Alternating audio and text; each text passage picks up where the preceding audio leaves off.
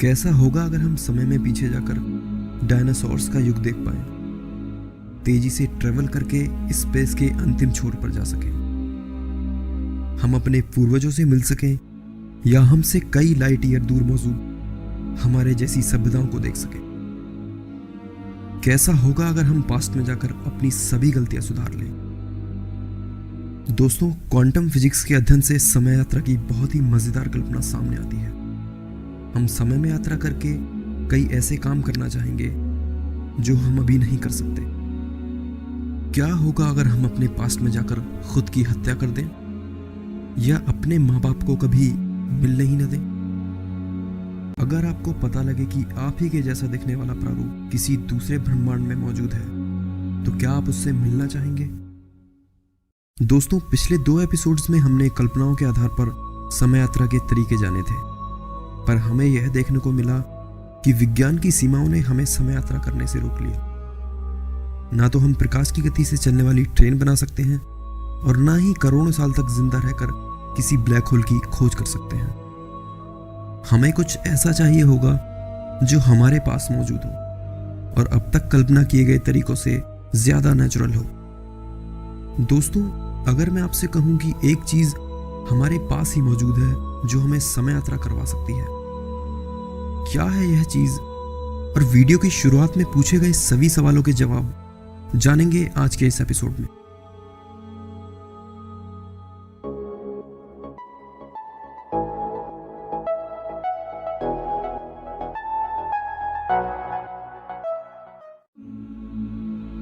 हाय दोस्तों, मैं हूं विशाल और आप देख रहे हैं मिथ टीवी। स्वागत है आपका फिर से एक और नए एपिसोड में। दोस्तों, अगर आपने इससे पहली 2 वीडियोस नहीं देखी हैं तो प्लीज देखिए, उनका लिंक आपको नीचे वीडियो के डिस्क्रिप्शन में मिल जाएगा। साथ ही अगर आपने चैनल को अब तक सब्सक्राइब नहीं किया है तो प्लीज सब्सक्राइब कीजिए ताकि आने वाली और भी वीडियोस आप लोग बिना रुके एंजॉय कर सकें।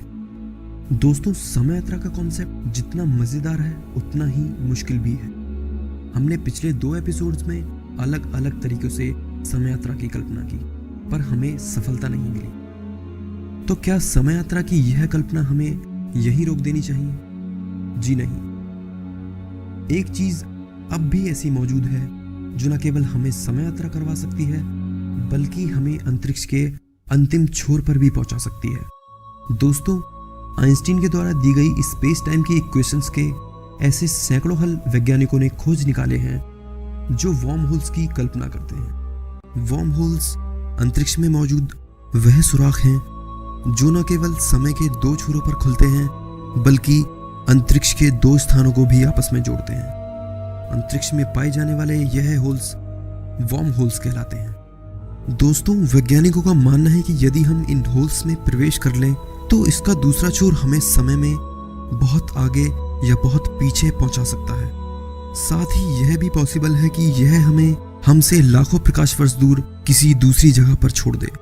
दोस्तों, वॉर्म होल्स यूनिवर्स में हर जगह मौजूद हैं, बल्कि हमारे आसपास भी, पर यह इतने छोटे होते हैं कि हम इन्हें देख भी नहीं सकते।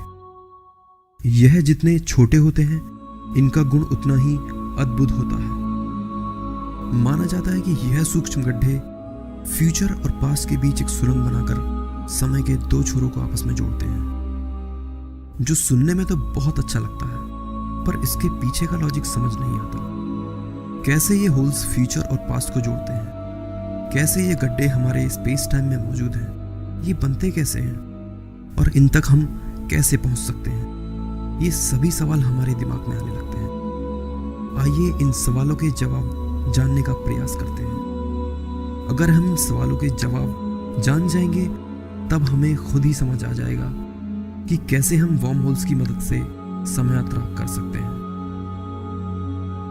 दोस्तों, वॉर्म होल्स को मैथमेटिक्स के इक्वेशन से समझना तो बहुत मुश्किल है, पर इसकी एक सीधी सादी सी परिभाषा यह है कि वॉर्म होल्स स्पेस टाइम की विकृति से बनते हैं। यानी समय जैसे जैसे बनता है यह समय के बनने के उसी प्रोसेस के दौरान बनते हैं। पर इस सरल सी परिभाषा से भी यह बात साफ नहीं होती।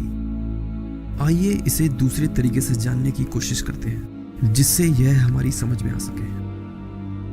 दोस्तों, हम हमारी दुनिया को 3 आयामों यानी 3 डायमेंशंस में देखते हैं। हर मौजूद चीज हमें 3 आयामों में नजर आती है, उसकी लंबाई, उसकी चौड़ाई और उसकी ऊंचाई। इन 3 आयामों में ही हम अपनी पूरी दुनिया को अनुभव करते हैं। सब कुछ इतना स्पष्ट होता है कि हम सोचते तक नहीं हैं कि इन 3 आयामों के अलावा कोई चौथा आयाम भी हो सकता है, यानी 4th डायमेंशन। दोस्तों, हमारे 3 आयामों की 3 लाइंस में चौथी लाइन को जोड़कर ही हमें 4th डायमेंशन मिलता है। पर इस चौथी लाइन को हम बाकी लाइनों की तरह नाम नहीं दे सकते, इसलिए जब आयामों में लाइंस यानी भुजाओं की संख्या 4 होगी तब हम कह सकते हैं कि यह चौथा आयाम है। लेकिन यह चौथी लाइन हमें ऐसे तो कहीं नजर नहीं आती, इसे हम बस मैथमेटिक्स के इक्वेशंस में अनुभव कर सकते हैं। इसीलिए हम इस चौथे आयाम को एक सरल तरीके से समझेंगे। मान लीजिए आप सीधी सड़क पर एक कार चला रहे हैं। आप सड़क पर कार को बिना मोड़े सीधा चलाते हैं, तो हम कहेंगे कि कार सिंगल डायमेंशन में दौड़ रही है। अब आप कार को दाएं या बाएं मोड़ देते हैं, तब यह दूसरा आयाम होगा। अब थोड़ी दूर पर चलकर आप अपनी कार को किसी बहुत ही ऊंची सड़क पर या किसी बहुत ही नीची ढलान पर ले गए, तब हम कह सकते हैं कि आपने कार को तीसरे डायमेंशन में मोड़ दिया। दोस्तों, यह तीनों डायमेंशंस हमें बहुत ही आसानी से समझ आ जाते हैं, पर चौथा आयाम कहाँ है? हम किस दिशा में अपनी कार मोड़ें कि हमें चौथा आयाम प्राप्त हो जाए? पिछली 2 सदी से वैज्ञानिक इस चौथे आयाम का अध्ययन करते आए हैं और वह 3 डायमेंशंस की इस दुनिया में समय को जोड़कर चौथे आयाम की कल्पना करते हैं। मोटे तौर पर आप यह भी मान सकते हैं कि समय ही हमारा वह चौथा आयाम है। पर इस चौथे आयाम से हमारा क्या लेना देना? हम तो वर्म होल की बात कर रहे थे। पर दोस्तों, मेरा यकीन कीजिए कि यही चौथा आयाम हमें वर्म होल का कॉन्सेप्ट समझा सकता है। आइए फिर से अपनी दुनिया को गौर से देखते हैं। हर वस्तु हमें अपनी शेप में दिखाई देती है। इनमें से कई वस्तु हमें एकदम प्लेन सरफेस यानी समतल सतह वाली नजर आती हैं, पर ऐसा है नहीं। अगर हम किसी भी वस्तु को कई गुना बड़ा करके देखेंगे तो उसकी सतह पर हमें कई छोटे छोटे गड्ढे नजर आएंगे, माइक्रो लेवल के कई सूक्ष्म गड्ढे। हमारी इस दुनिया में कोई भी वस्तु ऐसी नहीं है जो इन गड्ढों से परे हो। माइक्रो लेवल के ये होल्स हर चीज में मौजूद हैं। इससे साफ हो जाता है कि 3 डायमेंशंस वाली इस दुनिया में मौजूद कोई भी वस्तु ऐसी नहीं है जिसमें ये छोटे छोटे होल्स ना हो। तो दोस्तों, यही नियम 4th डायमेंशन पर भी लागू होता है।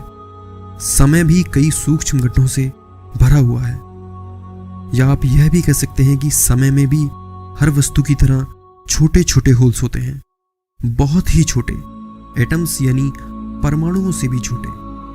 समय में मौजूद यह छोटी छोटी सुरंगें समय के 2 छोरों को आपस में जोड़ती हैं, जिसका एक सिरा हमारी वर्तमान दुनिया में खुलता है तो दूसरा समय के किसी दूसरे छोर पर यह इतने छोटे होते हैं कि इनका आकार तक हम नहीं नाप सकते। एक वर्म होल 1 सेंटीमीटर के 10 अरबवें हिस्से के जितना छोटा हो सकता है। दोस्तों, इनके छोटे होने के साथ साथ एक समस्या और भी है। वर्म होल्स 1 सेकंड के 1000वें भाग में कई बार बनते और बिगड़ते हैं। यानी हमें अगर ऐसा वर्म होल मिल भी जाए जो आकार में काफी बड़ा हो, तब भी हम उसमें प्रवेश नहीं कर सकते। वह पलक झपकते ही नष्ट हो जाएगा। इसलिए वैज्ञानिक हमेशा से किसी ऐसे वर्म होल की कल्पना करते आए हैं जो स्थिर हो और आकार में इतना बड़ा हो कि उसमें इंसान या इंसानों के द्वारा बनाया गया स्पेसशिप प्रवेश कर सके। चलिए कल्पना करते हैं कि पृथ्वी की कक्षा से बाहर निकलकर हमें थोड़ी दूर पर ही एक ब्लैक होल मिल जाता है जो आकार में काफी बड़ा और स्थिर है। हमारा यान इसमें प्रवेश करता है और इसकी दूसरी तरफ से बाहर निकलता है। हो सकता है कि हमारा यान हमारी पृथ्वी से कई लाखों प्रकाश वर्ष दूर किसी ऐसे प्लेनेट पर पहुंच जाए जहां हमारी जैसी सभ्यताएं फल फूल रही हों। अगर हमारा यान वर्म होल में प्रवेश करके फिर से पृथ्वी के पास निकलता है तो इस बार पृथ्वी का समय बदल चुका होगा। हो सकता है कि वर्म होल हमें डायनासोर्स के युग में पहुंचा दे या फिर कई लाखों वर्ष आगे किसी एडवांस एज में लाकर खड़ा कर दे।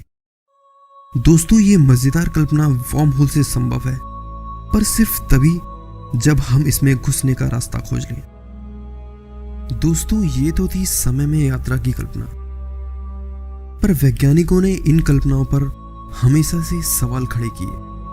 उनके पास समय यात्रा को संभव ना मानने की कई ठोस वजह थी, जिन्हें हम समय यात्रा के विरोधाभास यानी पैराडॉक्स कहते हैं।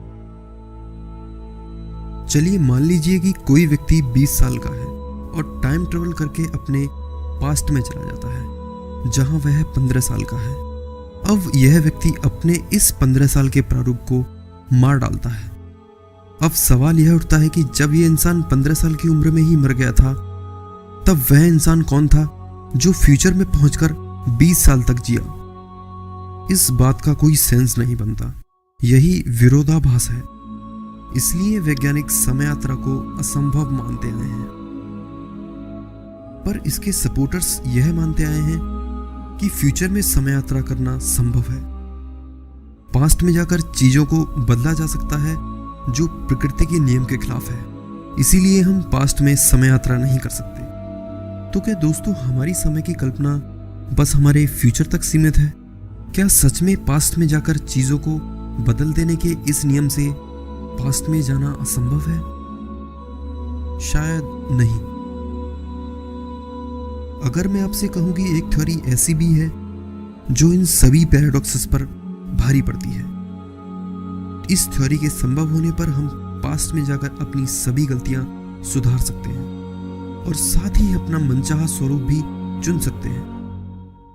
दोस्तों, यह थ्योरी हमें अपने कल्पनाओं के सागर में एक बार फिर से डुबकी लगाने का मौका देती है, जिसे हम समानांतर ब्रह्मांड यानी पैरेलल यूनिवर्स के नाम से जानते हैं। क्या है यह पैरेलल यूनिवर्स और कैसे हम अपने पास्ट में जाकर अपनी सभी गलतियां सुधार सकते हैं, जानेंगे अगले एपिसोड में। दोस्तों, अगला एपिसोड पैरेलल यूनिवर्स पर आधारित होगा। हम डिटेल्स में जानेंगे कि समानांतर ब्रह्मांड आखिर है क्या। प्लीज दोस्तों, वीडियो को लाइक कीजिए, चैनल को सब्सक्राइब कीजिए और हमें कमेंट में बताइए कि वीडियो आपको कैसा लगा। मैं हूं आपका दोस्त विशाल। फिर से मिलेंगे एक नए एपिसोड में। तब तक के लिए नमस्कार।